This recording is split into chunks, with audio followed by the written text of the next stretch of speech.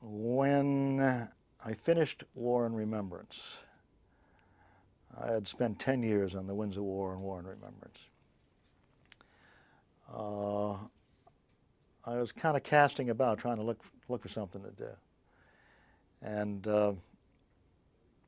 I thought nothing would ever satisfy me again, that I couldn't find anything that I would want to make. I wasn't going to try and top myself, because I knew that was impossible, and everything seemed so paltry to me that And MGM came to me just as long after Jim Aubrey's days. A friend of mine was running a television operation over there, David Gerber, and wanted me to come over there and do my television stuff there and try to make a feature arrangement. But all along, NBC had been coming to me when I was editing War and Remembrance. Brandon Tartikoff calling me in London at weird hours. They had the writer's strike. I wanted to do Dark Shadows. Take all the old Dark Shadows scripts and put them on. I said, Brandon, leave me alone. At the same time, I know what he was trying to do was to disrupt me so that I'd take my mind off of War and Remembrance, because they all knew that this was really going to hurt him, right? And he kept after me, and he kept after me, he kept after me, and then I kept saying no, no, no, and then last thing in the world I wanted to even talk about was that. So now when I go over to MGM and make a deal to go over to MGM, he was still after me, except now they wanted to do it as a nighttime show and do it properly, do it as an hour and a whole thing. And the last thing in the world I wanted to do was Dark Shadows. I didn't want to go back into that world again. I had just had it.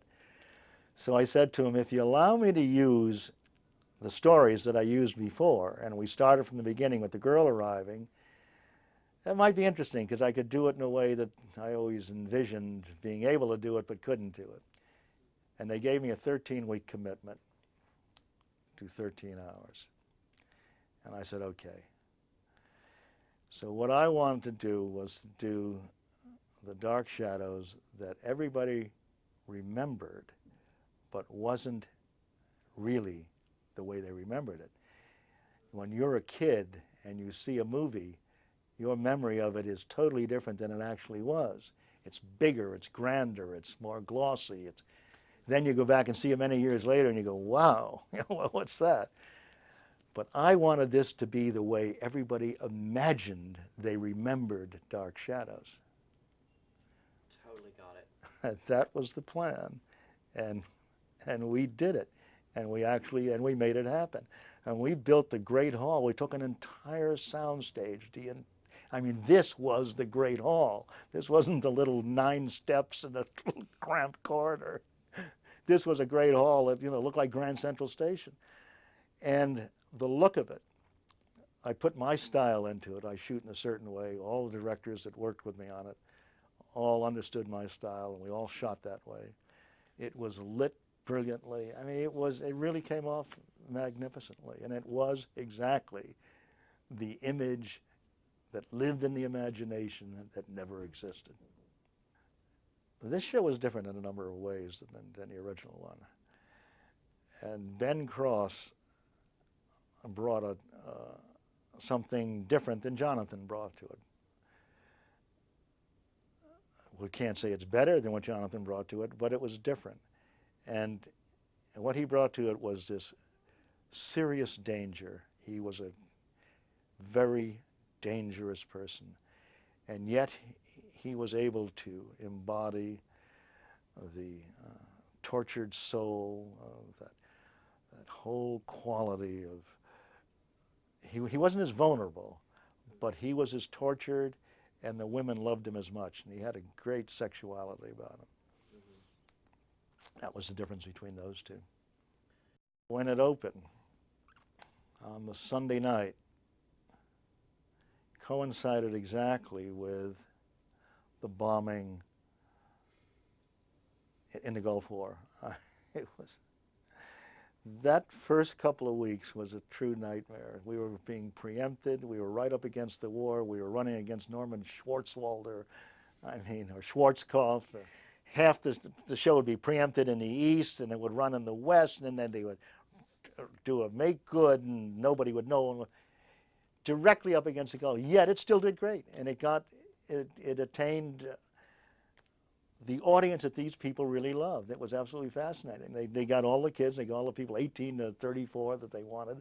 Women were kids, the whole business, and they were supposed to renew it, and then they canceled it, and I had mixed emotions on it. I already was getting into the syndrome of, oh boy, I have to keep this up again, and I can't do anything else. And they made a big mistake. They made a big mistake when they canceled. They came back to me a couple of years later and they said, we made a terrible mistake. We'd like to do it again.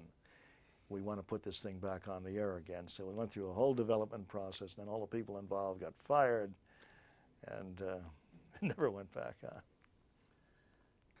It feels very strange to be the creator of Dark Shadows, because everywhere I go, and people I bump into them all, it doesn't make any difference where it is. When they hear Dark Shadows, or they say, oh, you're the guy that did Dark Shadow. And they all have the exact same line.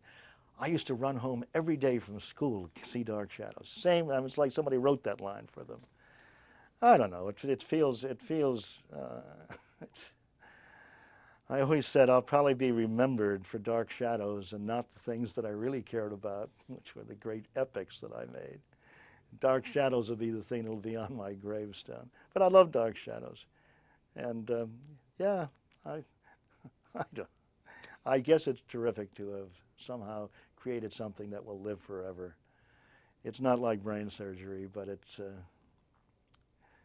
hopefully it will live forever.